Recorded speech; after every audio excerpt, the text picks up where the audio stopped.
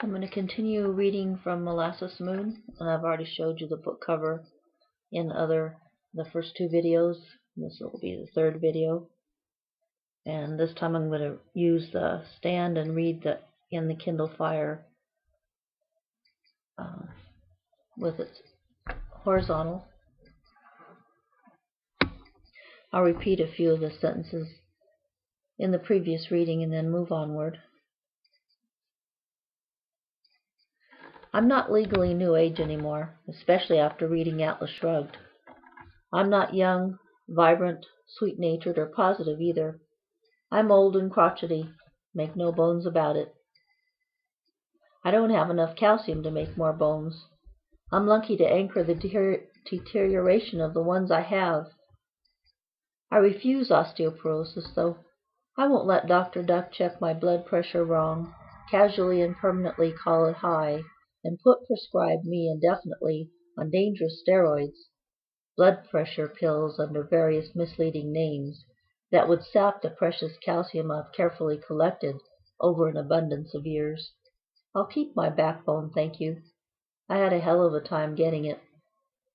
I added a little hyperlink here to my Listmania on Amazon on magnesium, which explains some of the latest ways of maintaining a backbone, literally, and a lot of other things. Magnesium being an index mineral, or actually the index mineral, but you can find out more there. Now I'll continue reading. And I'm not wise except as an ass. I've referred above to Jennifer, the heroine in my sextet. She maintains a positive attitude as much as she can. She has struggled, believe me, to do this. Well, for every action, there's an equal and opposite reaction. I've knocked myself out as Jennifer for 6 books and 9 years, continually digging out of a grave to soar through nice harmonic clouds with no positive results to speak of, except my sextet and a few other fiction manuscripts, in various phases, and the pleasure of flying without drugs. And I've had it. Now you'll see what a negative attitude really is and how it gets results, I hope. Excuse me if I slip on a banana peel into sweetness. It won't last. Balance, you know. I'm now writing as myself instead of speaking through Jennifer. And I'm tired of pandering, pampering, and pussyfooting. Grrr.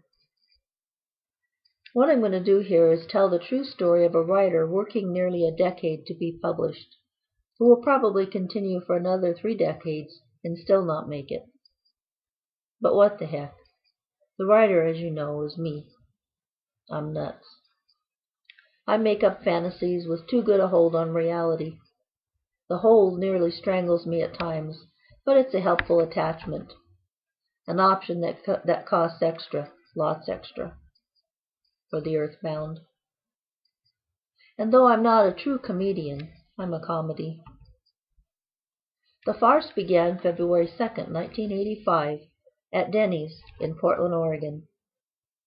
The one that's no longer open for business, in the Red Lion Inn parking lot near Portland State University, at which I once taught an astrology class. I was there alone, having breakfast.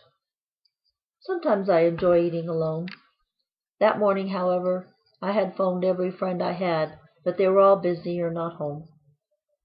Repetitiously alone, lonely, and definitely downhearted. I began concentrating on solving all my problems, along with those of the world, over eggs and coffee, scrambled with tears. Why not make your efforts pay well, I've always thought. That was what I needed, indeed, to make my talents in self-employment efforts pay. If not well, then enough to avoid Burnside, curbside residence. My brain began competing with the coffee, steaming, taking liquid from tears, trying to hog a corner on the market of my body fluids. Using a technique I taught in my mental exercise classes, I asked myself the big question. If I could do anything, Be anything. If I could make up a story about myself, my purpose, and past history, and have it be true and right, what tale would I tell? One thing I don't lack is a wild imagination. I am from the Kashmir galaxy. Words rolled freely. I didn't know where they were coming from exactly. They just came, as if from a me far away in place and time, talking to me now. As if my "if I could" had keyed a passageway. As the words continued flowing, not as much created as heard, I realized I'd better make notes. I began scribbling rapidly on what else? The back of an envelope. Thus, the rose in the pyramid took seed. As ideas quickly filled the envelope, I returned to my one-room, windowless office in the Sentry Building on 1208 Southwest 13th Street and began tape recording the story. 5 sequels and nearly a decade later, on February 22nd, 1994, I began Molasses Moon on the back of an envelope. I was having breakfast in Buffmax, a restaurant local to my hometown of Florence, Colorado. This time, I was not alone, but with my best friend, playmate, and husband, Tom. I've come a long way from roses to molasses, cassette tape to computer disc, fiction to non, Maya Gem to Linda Shelnutt. Believe me, it's been a long way, with no shortcuts. I'll try to make you laugh as often as possible in the telling. Who is Maya Gem? She's more or less a fictional character. Full name is Maya Rose Gem, Maya Ode Gem in Kashmirian. She's supposed to be my spirit, the piece of my consciousness that existed before being born back in '47. Now don't get nervous. Maya is part of a story seeding from my asking myself the big question and then letting my wild imagination loose on a hell of a spree of wishful thinking and paradigm designing. I was trying to write what would be true about the genesis of the world as well as of me, as if I really did know.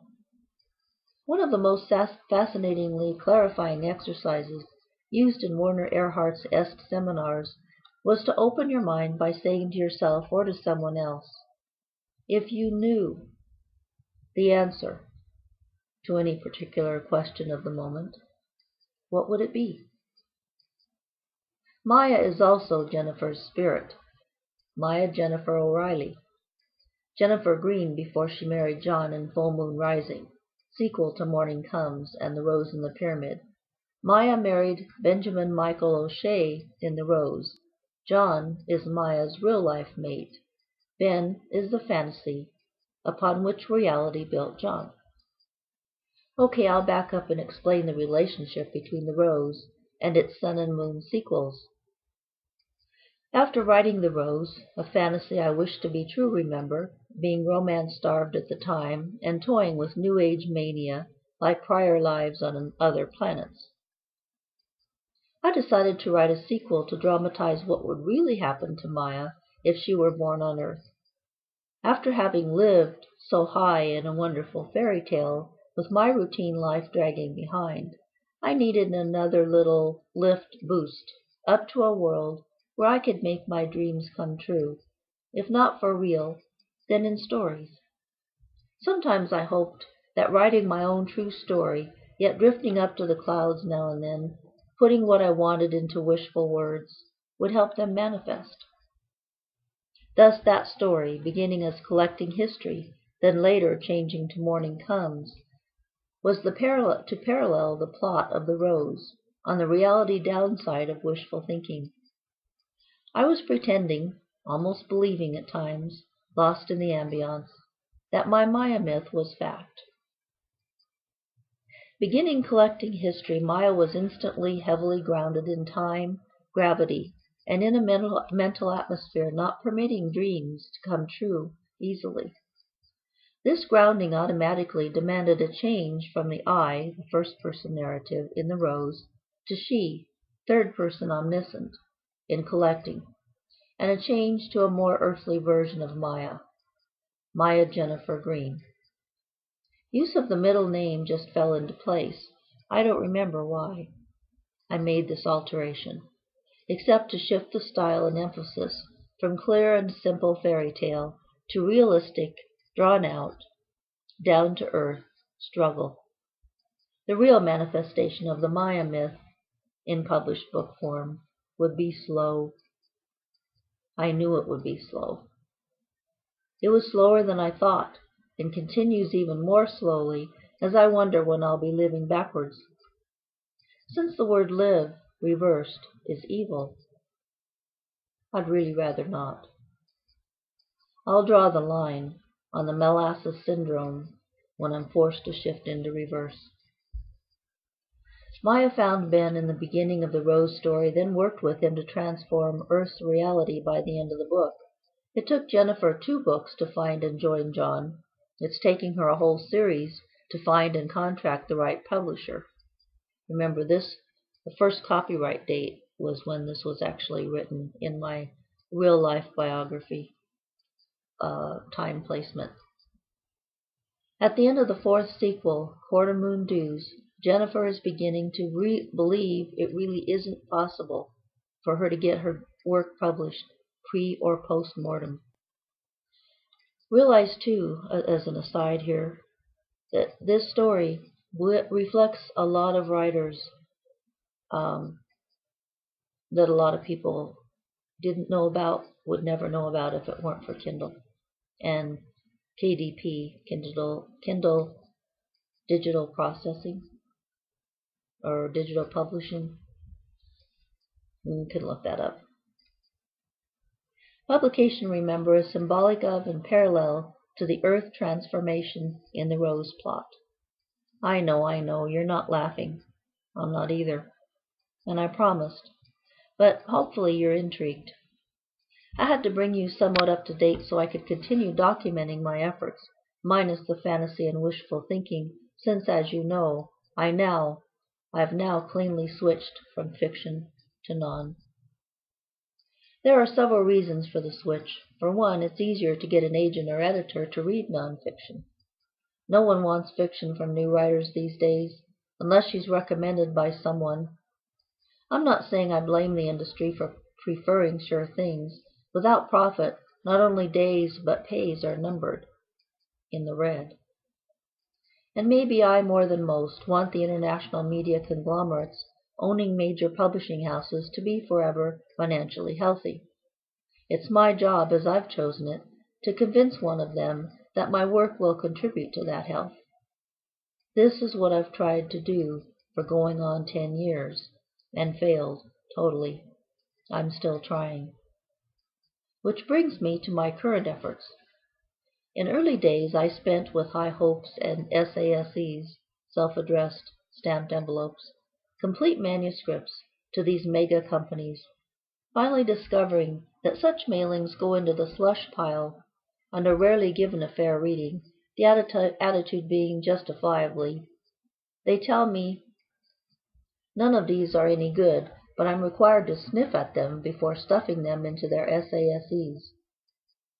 I say the attitude is justifiable because most manuscripts in the slush pile likely are immature ravings of unseasoned writers. Anyway, how I got here is documented in the Sun and Moon Quartet in my sextet, so I won't labor my history. Instead, I'll show you my latest mailing.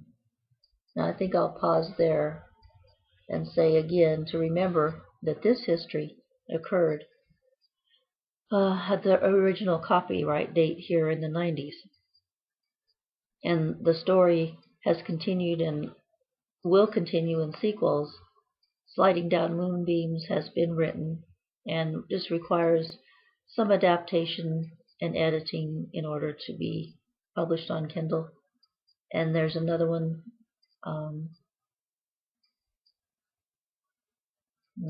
Magic Moonbeam, that I have half finished, and that still is back in the 90s. So I'll be writing another book, I hope, that will just bring everything together on how Amazon Shorts, working with Amazon, and Kindle worked to allow a lot of people to put out books that otherwise would have never seen the light of day. Long dark night, straight on until morning.